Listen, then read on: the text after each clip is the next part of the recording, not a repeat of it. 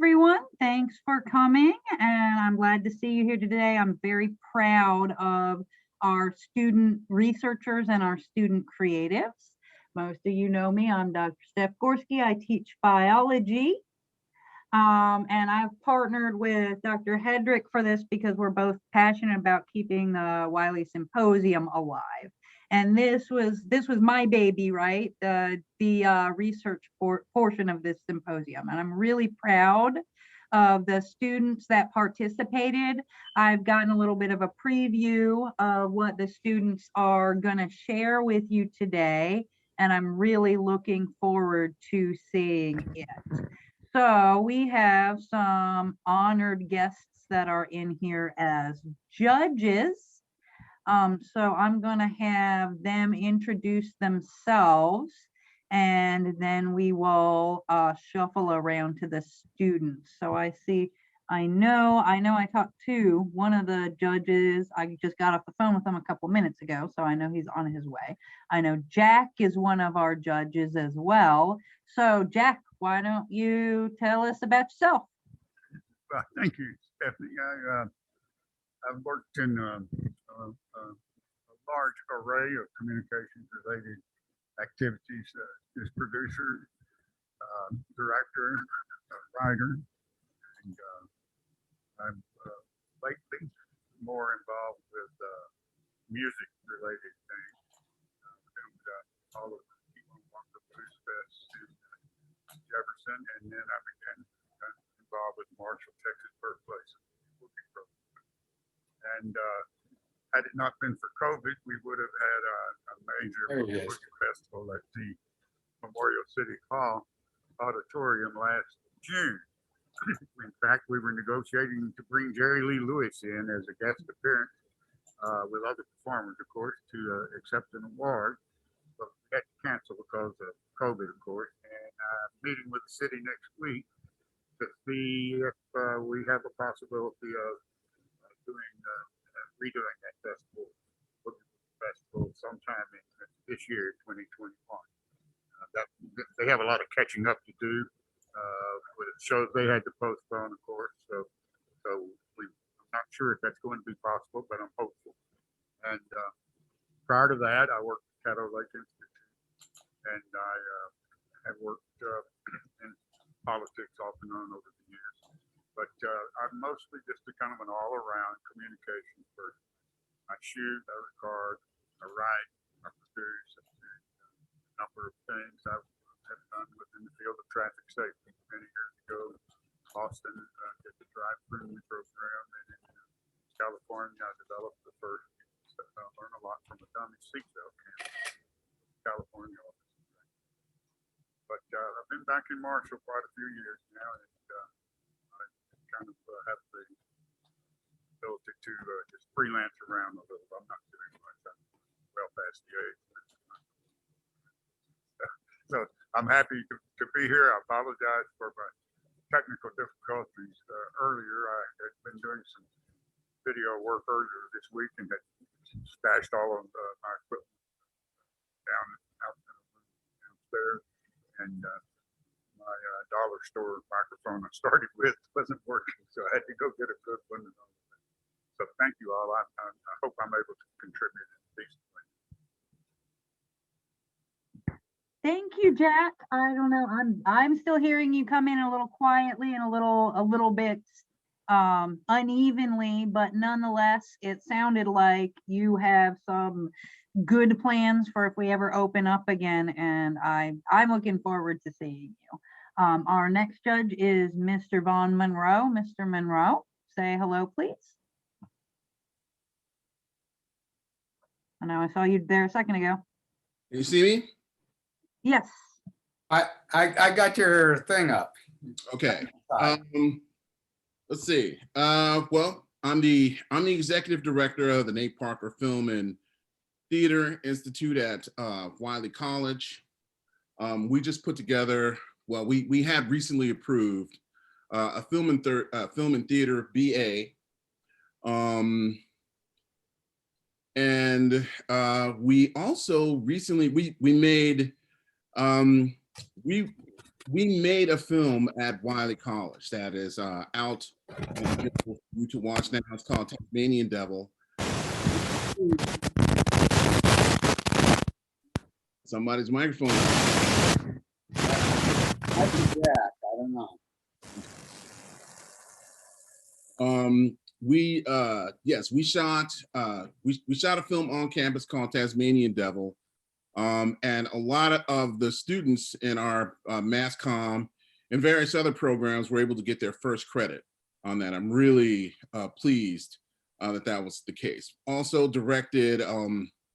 we directed a theater piece called The Meeting at Wiley College. It's the first time in a long time that we had something come up. I actually did that with one of my intro to theater classes, and they did they did all of the work on that. I was very proud of the quality of the production that we were able to get into for our audience, and I think that's enough.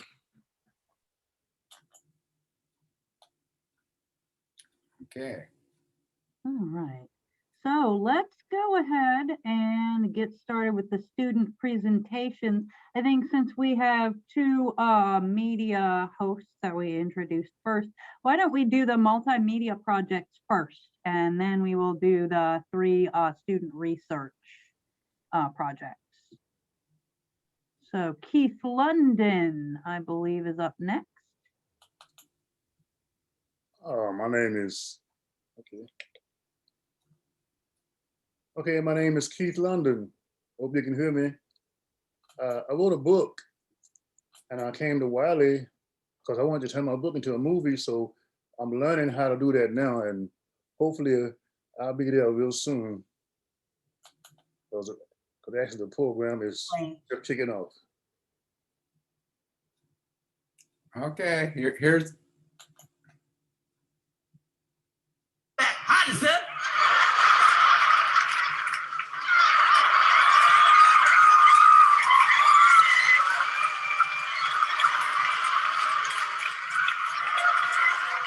Back during slavery, when black people like me talked to the slaves, they didn't kill them.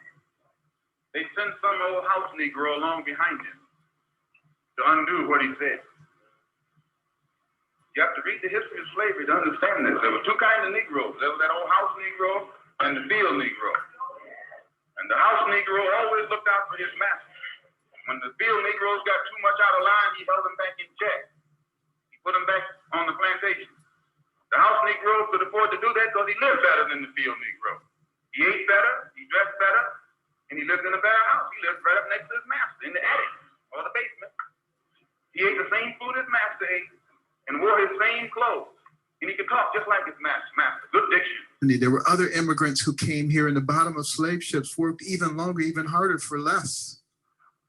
And he loved his master more than his master loved himself. That's why he didn't want his master hurt. If the master got sick, he'd say, "What's the matter, boss? We sick?" You know I love you. I know. But I don't want to put you in that spot. No, I'm standing in that spot. I love this guy right here. Let me give this guy a hug right here.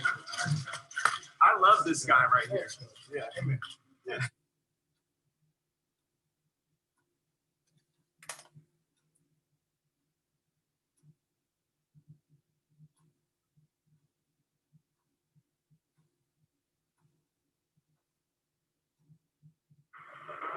When the master's house caught a fire, he'd try and put the fire out. He didn't want his master's house burned. He never wanted his master's property threatened. And he was more defensive of it than the master was. That was the house Negro. But then you had some field Negroes who lived in huts, had nothing to lose. They wore the worst kind of clothes, they ate the worst food, and they caught hell. They felt the sting of the lash. They hated their master. Oh, yes, they did. If the master got sick, they prayed that the master died. If the master's house caught a fire, they prayed for a strong wind to come along. This was the difference between the two. And today you still have house Negroes and field Negroes. I'm a field Negro. You go and find a slave master to do what? Give your power away. We have been so accustomed to being ran in this generation that we go and give our power away for nothing. At least back in the day, you got 700, 800,000, a million. Now people give their power and information away for free. But dude, Facebook is all of your information. Twitter is all of your information. We give away everything for free. So we turn around and look for a slave master.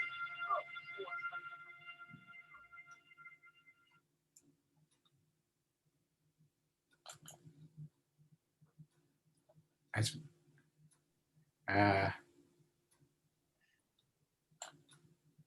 Lydia Brown is our next contestant, our next entrant. Yes, yes. Hello there. Can you all hear me and see me? I'd have to go get away from the share screen for you to see you. There I am. Well, hello there. Greetings to you all. I'm so privileged to be here, and I had such a blast making this, what I call a creative digital portfolio. I am a multifaceted, ambitious young woman from Monroe, Louisiana, and I've been on a journey of preparing content that I can cultivate to utilize and show my skill set and my qualifications. So I decided to really just use this opportunity to really, like I say, cultivate and develop a portfolio that enhances and shows just who I am and shows you just what I want to do. I've been doing these things for years. So this just kind of sums it all up, and I hope you all enjoy it. I had so much fun making it.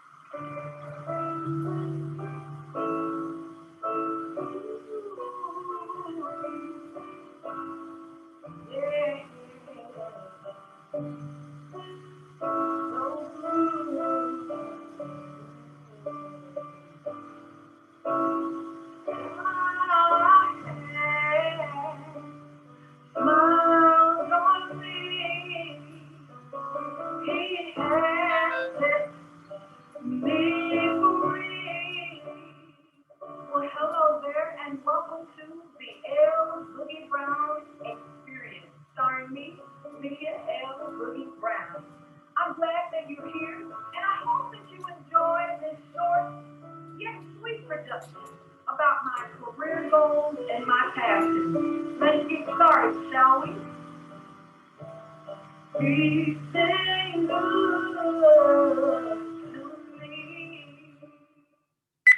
Well, hello, let's just get right into it. This is my online resume. We're looking at a PDF file format. It can be made viewable in any version or format that's recommended or required. There's my name, that's where I'm located. Those are the best methods of contact for me. That's my objective, seeking a challenging opportunity as an on-air production talent, utilizing diverse skills and experience to make a strong advance within a broadcasting or entertainment media setting. So that basically sums up what I want to do. I want to either be a TV or radio personality or a production talent. My education. Currently, I am a junior finishing up my time at Wiley College of Marshall, Texas. It is an illustrious HBCU. I love it. And I am in their mass communications program. My expected graduation date will be next year of 2022 at the May time. So almost around this time next year, I'll be graduating. How excited.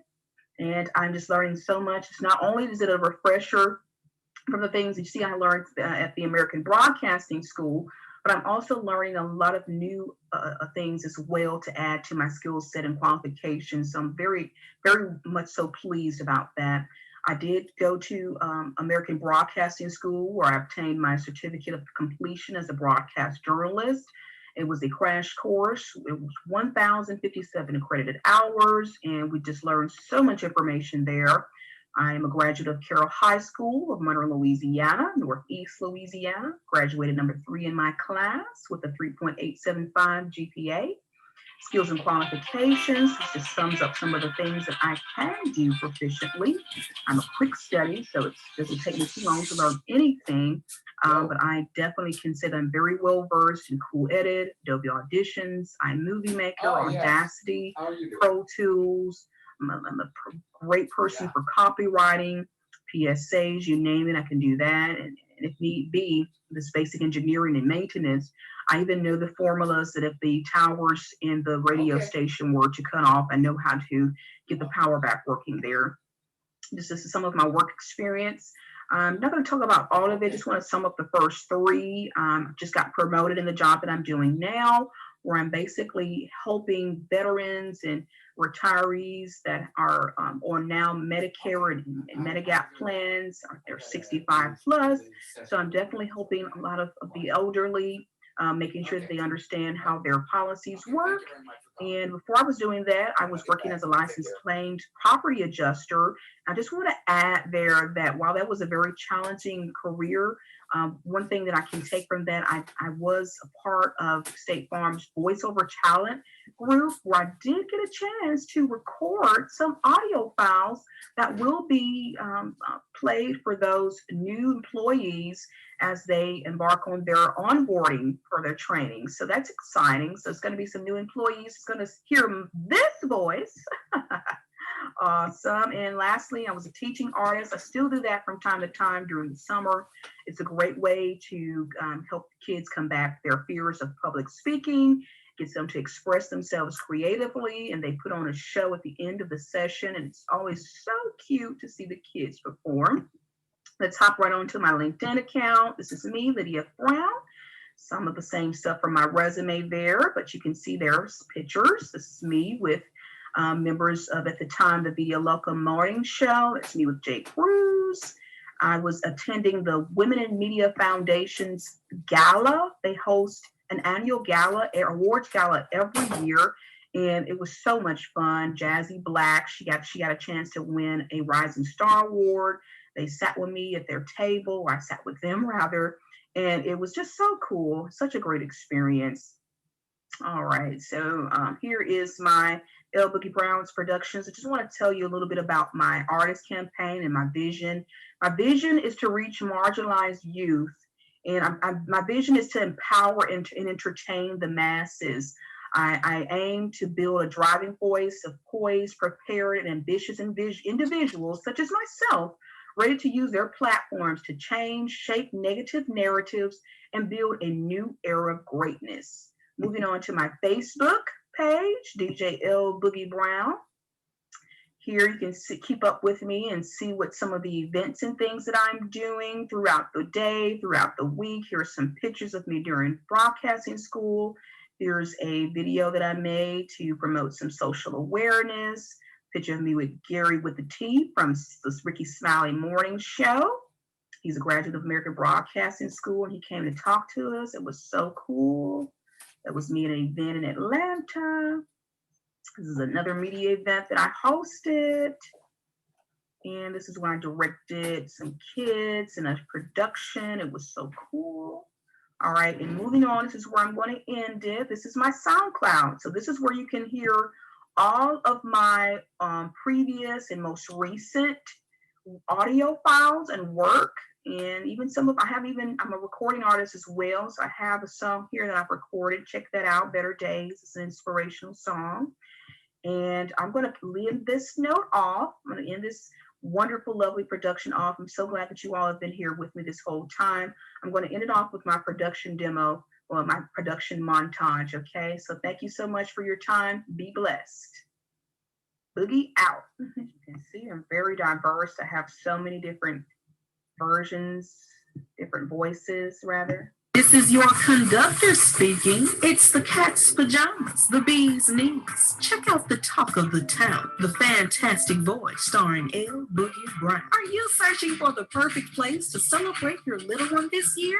Warp back into the past at the Magic Time Machine Restaurant. Sarah's Secret offers the absolute finest in romance accessories from flirting to fantasy. Sarah's Secret can turn your desires into reality.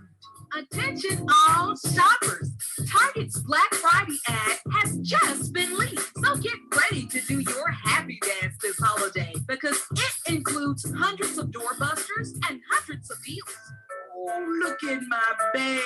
You just as sharp as your granddad. Become an active member of your local NAACP and pick up the torch that MLK left for us. It's all about choices at Virgin Gorda's 100-pound bag.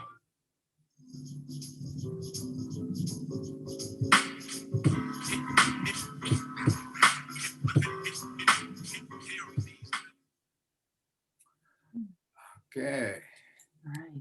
Big thank you, yes, to both of our media students. We are now going to move on to our research students. Let the judges talk about those two and Sure.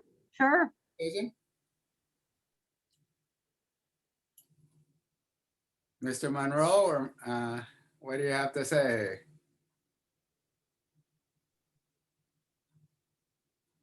Okay, I just I mute and turn off the picture so as not to distract.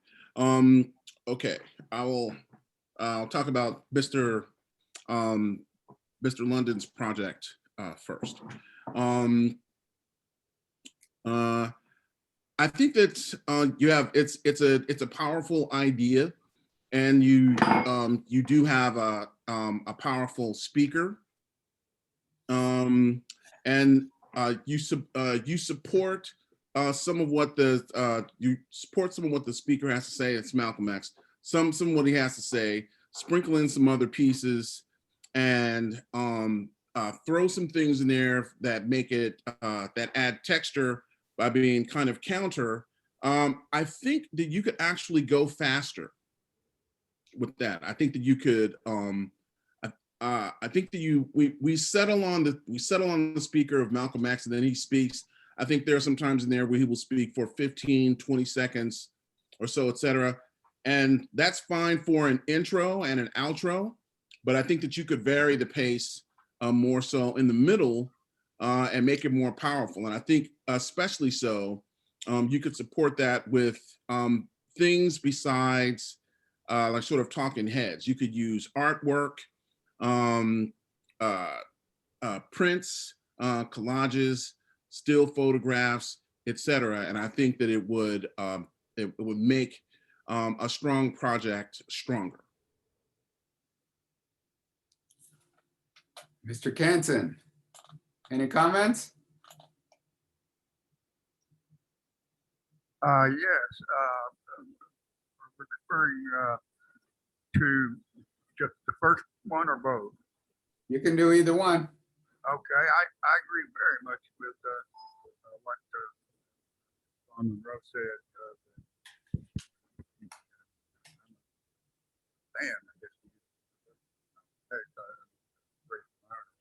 That's okay. So I liked all of the ways it's cut, but yes, a little more graphic activity would be good there. With regard to Boogie Brown's piece, I thought it ended a lot stronger than it started. During the scrolling of the resume, I think she missed a lot of opportunities to illustrate that. You can just grab photos off the web illustrating the different jobs that she held, interns that goes this, that, and the other, so that we're not just looking at the text of that resume so long. But when she got on her Facebook page and moving around and seeing the things that she was doing, I became a lot more interested in terms of convincing. Okay, we will leave it to the two of you to private message each other and determine who the winner is, and we'll announce it at the end. Oh, I wanted to make comments for Ms. Brown also. Ms. Brown, okay. Okay, yeah. So yeah, you have a great presence. Both you have a great broadcasting presence and a strong voice. I think that actually I know you could enhance that with some better, a little bit better production.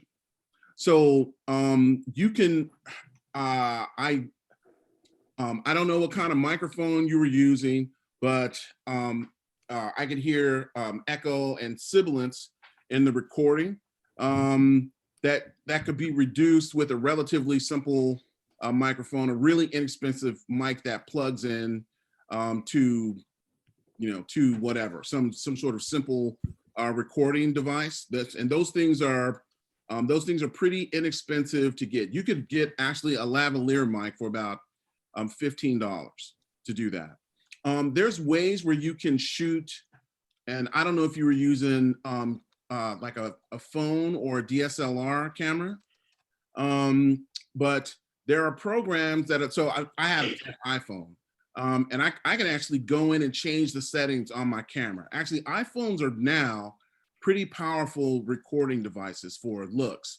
There's some things that you can do with lights, inexpensive, and again, another inexpensive light. In the production class that I taught, I actually showed students how to put together a light kit for $15 that they could get at Home Depot that gives a professional look. And in your case, it would be it's 3-point lighting, which is the Hollywood look. And you might not believe that from the image that you're actually seeing on my screen, but I found out pretty late that I was going to be here, so I just opened up my camera. But I could actually show you how to do 3-point lighting. You can do a 3-point lighting setup in about 10 minutes, actually, once you know how to do that. I mean, because your presence and sound are so much of what you are putting forth, you want to give yourself the best chance with those things. You don't have to invest a lot of money to do that. I think that your presentation, you have a lot of information. It will be punchier if it were shorter. I think you want to get in and get out and leave people craving more. And you have enough stuff to do that. So what you want to do is show them, it's like this, I have these things, all these fantastic things that I'm about to show you, and they are the tip of the iceberg. And then you like sort of compel them to want to ask for more. And you have a lot more, actually. It's like once you say, I do this and this and this, and then you prominently display like a website or someplace where you have your information featured, and then you let them go to it. And I think that people would, because you have so many interesting things to offer. Okay, thank you from both of the judges. As I mentioned, please private message each other and let us know who you choose as the winner, and we'll announce it at the end. Let's go ahead and move on to the research people.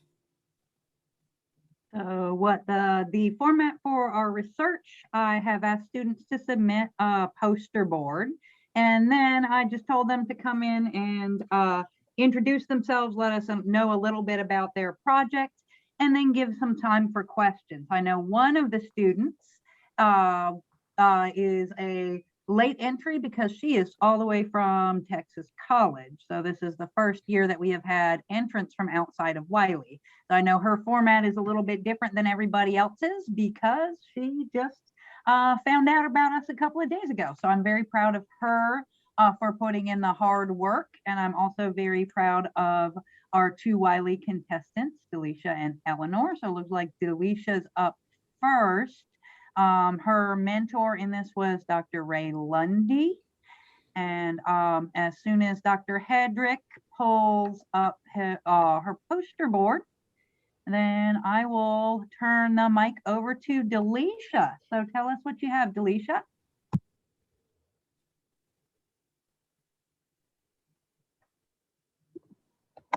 Hello, everybody. My name is Delisha Paul. Nice to see everybody.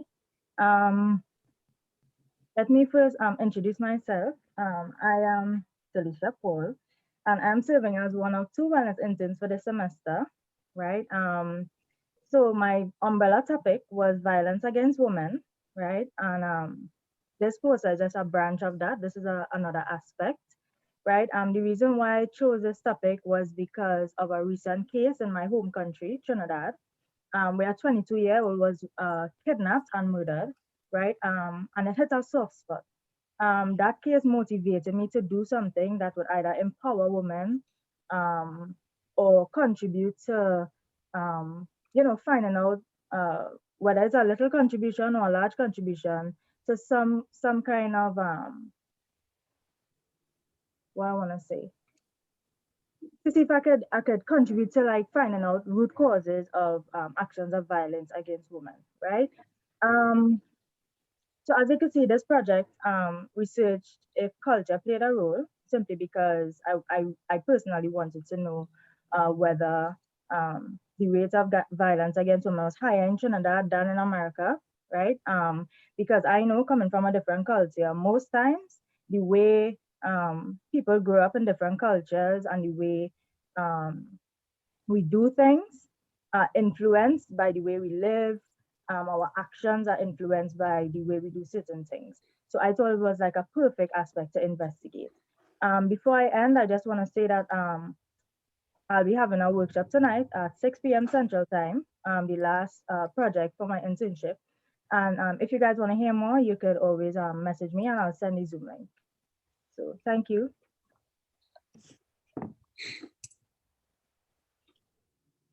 Thank you, Delisha. Next up, I believe, is Eleanor. And so as soon as Dr. Hedrick pulls up your poster, Eleanor, I'll let you tell a little bit about it. Okay, sorry, can y'all hear me? Yes. Okay, sorry, my computer's not able to display my camera at the moment. It always shuts off if I turn it on, so I apologize for that. So with my project, I collected data from Dr. Woodard when she is a citizen scientist with training from the Texas Stream Team, which the Stream Team collects samples of water and they test the pH levels of the water along with a lot of other factors in the water. And they do that every month, once a month around the same time. Each month they do it on the same day, almost around the same time. And they put through a series of tests testing the pH, and then they also take into other factors into account, such as like the water itself, like how it looks, the weather, when it last rained. So I got several of her data sheets that she collected from that whenever she did that every month. And it was for the course for about a year. There is some months that are missing, but it was mainly from November 2019 to November 2020. And I noticed that, at least one of the months did have a lower pH than the other ones. And I kind of just went over why that would be caused. And there's also some, reasons like the environment that we live in, especially here, it's going to, what causes things, water levels to be more acidic than others. And I found that it was due to the, it had a correlation with the runoff, and that's kind of more typical in this part of East Texas. So that's what I went over and added graphs to show that the pH levels were different and the correlations between other factors during those months, and that the oxygen in the water was also different on one of the months as well. So sorry, that's about all I have for that. Thank you, Eleanor. And next up is Gayla. So as soon as Dr. Hedrick pulls you up, then you have the floor, Gayla.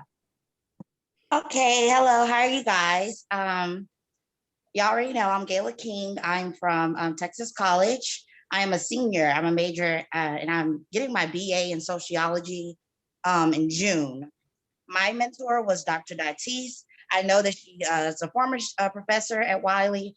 She's been a great asset to Texas College. It's not a lot of professors that care as much as she does. I'm just going to give y'all a little background, and I will give push forward to why I did the project. A little background about me. I am from Houston, Texas. I was born in an urban area, not, we didn't have as much as the other areas did, in the suburban areas, of course. When it came to education and everything, we had inequality, of course, because I'm in the ghetto. I'm in the area that don't get as many supplies and stuff like that. And in addition to the supplies and the inequality with the education, I didn't have that much support because, yes, my mom says go to college, but mom never been to college. And a lot of people that I've been around never been to college. So they can't give me the assistance I need once I make it past the threshold of college into going to different states. So they can't help me. So I did my project about mental health in our HBCUs because it's very common because of people that come from the backgrounds that I come from. Going to different universities and being around different people that you're not used to being around. You're not used to being around those people because you're used to being caught up and trapped in one area. So when you get exposed to a different way of thinking and a different way of life, it becomes stressful. And that's when it starts your depression and your anxiety. And also PTSD. A lot of people don't really pay attention to that because I have PTSD of struggling. I don't want to be broke. I don't want to be like my parents. So that brings on the PTSD. I mean, it's like it brings a lot of stress and it kind of stops you from doing exactly what you're focused on. It messes up your focus. So that's what I wanted to talk about, the people getting assistance in HBCUs and understanding the mental health of a student, not labeling that person just because they seem like they're not interested in the class and you just tell them don't come back to class. That's not the stuff that they need. They need someone to support them, to push them forward. I'm not ashamed to say when I got to Texas College, I had a 1.6 GPA and now I'm on the dean's list. I have a 3.5 GPA now. All because I have Dr. Dati supporting me and helping me and pushing me forward, showing me that it's more opportunities. But we can't have that. We need more people that's like me, that's able to see that they can go further than what they see every day on an everyday basis. What you see on an everyday basis is not where you have to stop. You can keep going, but they can't do that if they don't have someone telling them that. We can only go as far as we believe we can. If we can't believe it and we can't see it, we can't go further. So we need those type of people. We need counselors. We need a support team. We need peers that's going to put councils together, that's going to force our students to open up and actually push them towards what they're really destined to be. Because it seems like all of our students at HBCUs are limited because we feel like we don't know how far we can go. And so I actually, and this same project, before I decided, like they said, I got this last minute, so I didn't really know that I had to do a poster board, but I got the poster board and I got the PowerPoint done. But originally I had started a focus group because this is something that means a lot to me because I was talking about my situation and it's the reason why I made it a very important subject. I actually had a group called Censored where I used to have group like a peer counseling. Almost it's a focus group basically. And just to see would they adapt more to me versus adapting more to professors and adapting more to counselors. I just wanted to see how would they adapt. And I picked students from Texas College that were in the band because I play flute and I'm a musician. So that's the target that I went towards because I heard a lot, that when you're in extracurricular activities, those are the ones that is less likely to suffer with mental health issues because they're, they don't feel like they're alone because they have someone. And so that's the reason why I targeted that crowd of people. And when I targeted that crowd of people, we had different meetings. And after that, I did a review and the students say that, it was easier for them to open up to me and be able to tell me exactly what was going on because I can relate and I'll understand what they're going through. I'm not assuming what's going on because I'm going through it with them, and I feel like if we get counselors and we have people inside the HBCUs that actually care, not only care, but understand exactly what's going on. Not just saying, okay, well, they're probably have anxiety. Let's go take them to the doctor. No, understand exactly what's going on. Why are they having anxiety? What is causing them to feel like that they can't move forward? What is stopping them? What is that that gray area. That's the area that needs to be filled instead of pushing them away. And that's why I know a lot of students that I've been to school with, because I originally went to Texas Southern University, that went to school but didn't complete because they didn't have that support. So I feel like, yes, I stand strong on that. I really feel like this is a very important subject and it needs to be spread all across. Yes, HBCUs, that's where I'm going to start at, because I went to 2 HBCUs and I've seen it more there, but it needs to be stretched out above and beyond, because mental health is something that can find anyone. You know, it's not something that you have to pick up in the store. It happens off of trauma and triggers, like things that cause you to trigger different emotions, and you can't control that. So we need to have someone that's going to be able to have companionship with the students and not label them and judge them. So that's my big project on mental health in our HBCUs. And if you have any questions, I'm very open. I don't know if we're doing them now or after, but I'm ready for the questions. This is something very important to me. So I'm open for questions, definitely. And your passion does show. So thank you very much to all the researchers. I would like to leave the floor open for questions.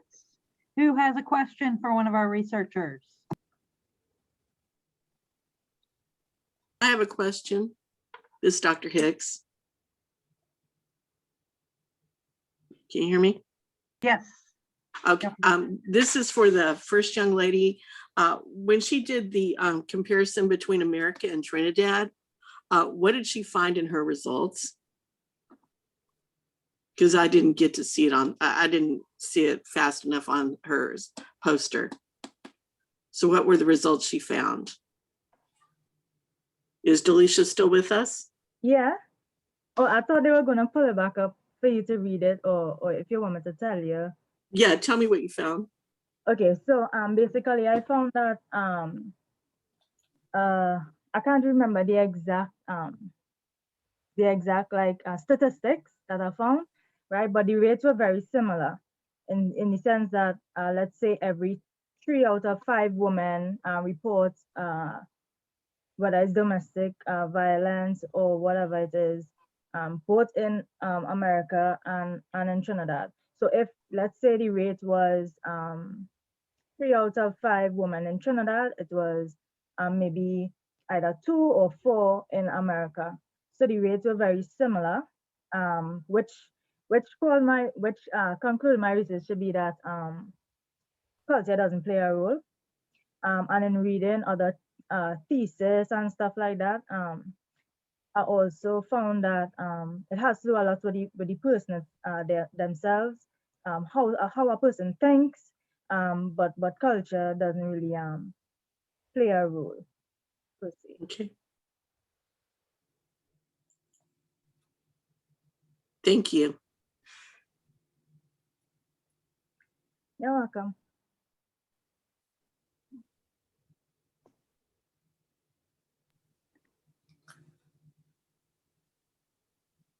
More questions for our researchers?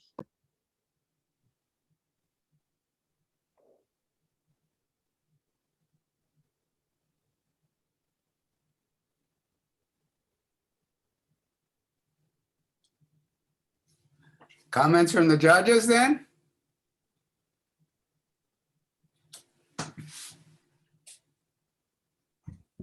Were you calling me? Yes. Before we go to the comments, can I ask a question? Can I ask you a favor, Dr. Edric? Can you please show the focus group for me again so people can see? Because she did a research in Raleigh. So we want, PowerPoint no, slide. not really at Texas College, Tyler, the PowerPoint, yeah. Yeah, it was down toward the bottom. Yeah. There we go. It's there. It's up. Yeah, I wanted people to see that. Small group of 10, Texas College and extracurricular. Yeah. That's a research method. Focus group. Well, my research method for this focus group was to get 10 people between the ages of 18 to 22, because that's usually where the age bracket starts when they get ready to go to college and the things start, stress and everything takes a toll on them. So that was my focus group, 18 through 22. And I picked 10 people from an extracurricular activity.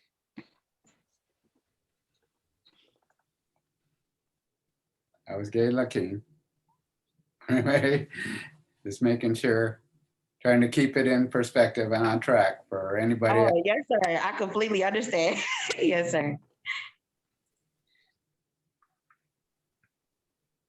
Anybody, and all of this is available on the website for anybody else that's interested more and that couldn't see it in the screen share. Or if anybody was not able to make it here today, they can check out the students' research at a later time as well. Mm-hmm.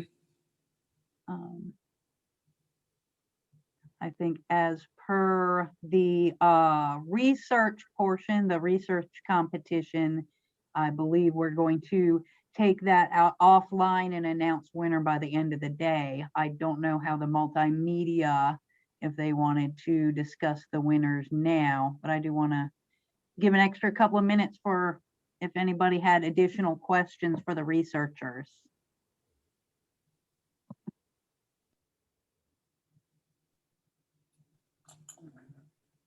Let's go back to get away from this screen share.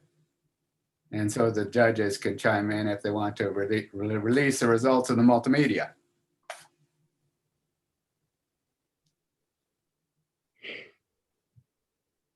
Or you want to talk with each other very quickly, or if you come to an agreement through private direct message, private chat. Yes, no? Or would you rather wait till later?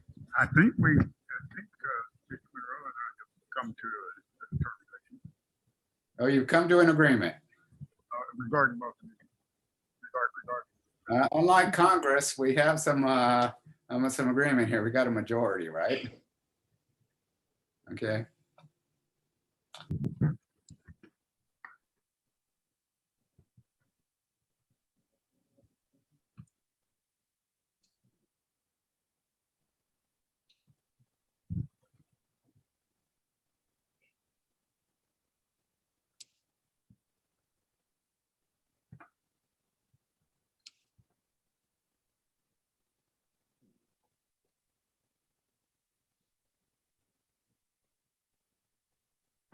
Were you talking, Jack? Because we can't hear you. We can't hear you.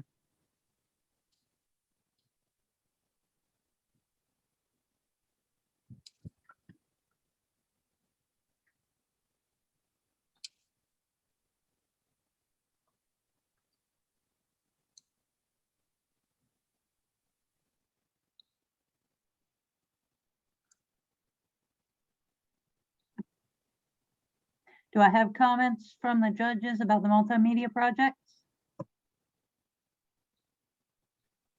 Yes, we've sent our results over to Dr. Hedrick to announce.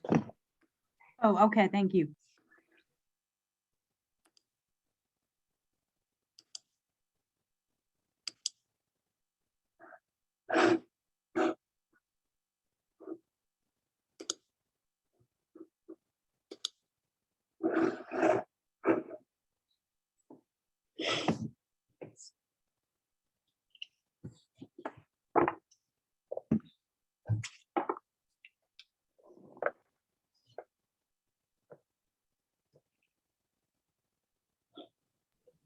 Mr. London is the winner. Really? Yes. Yes. Thank you, Keith. I'm very surprised. Yeah. I did that video a year and a half ago. I didn't have time to prepare one now, but thank you anyway. Well, congratulations. Thank you. And there's a plaque that's on the second floor in Third Guild that will have your name on it. That might be the biggest plus. We hope to get you a gift card as well, but Okay. that will all be coming down the road. Okay, thank you. Thank you, everybody. Thank you very much. And and what did you say, Stephanie? End of the day? Yes, by the end of the day, to give us some time to read the materials provided. For the researchers, we will have an answer and we will send out that answer via email by the end of the day. And once again, there's a gift card involved. So good luck to everybody. And thanks for everybody that came out and participated. There's not a bad egg in the bunch. I'm very excited about what I saw today. I'm very proud of you all.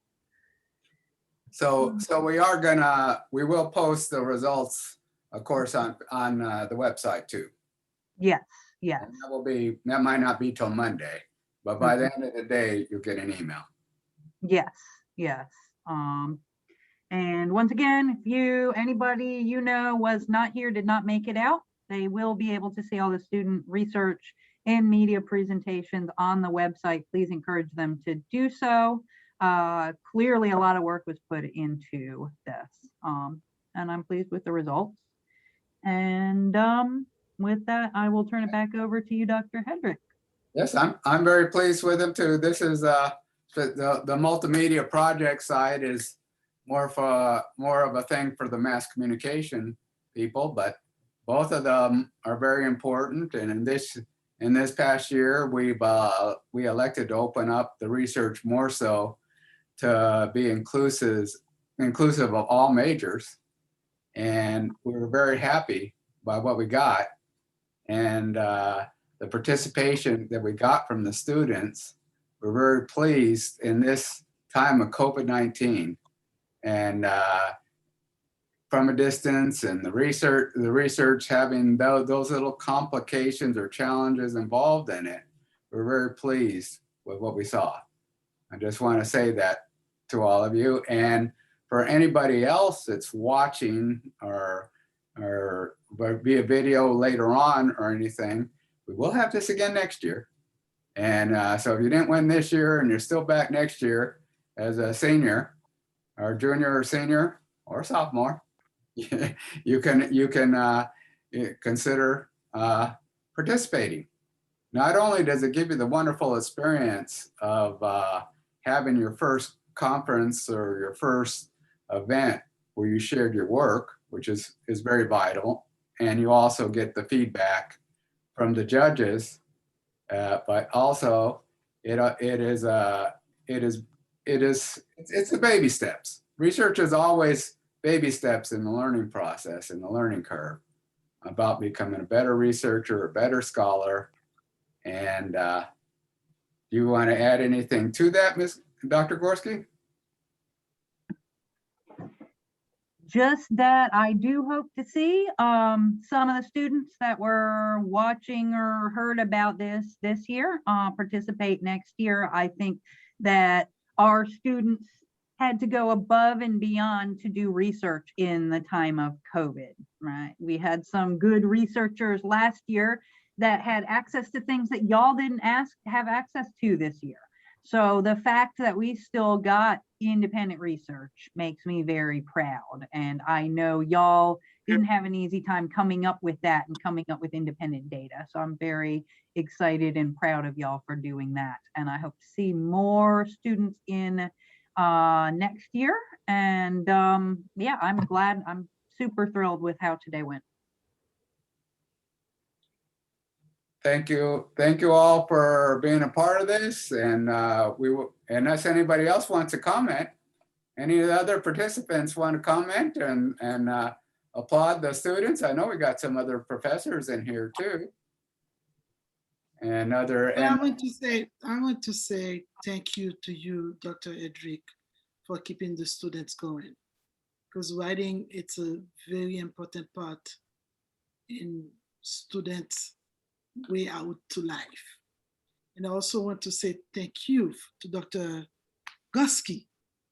Gorski, she's awesome. Thank you for inviting me, by the way. And thank you for calling my name, Dr. Hedrick. Yes. So it was we were very happy to have you here.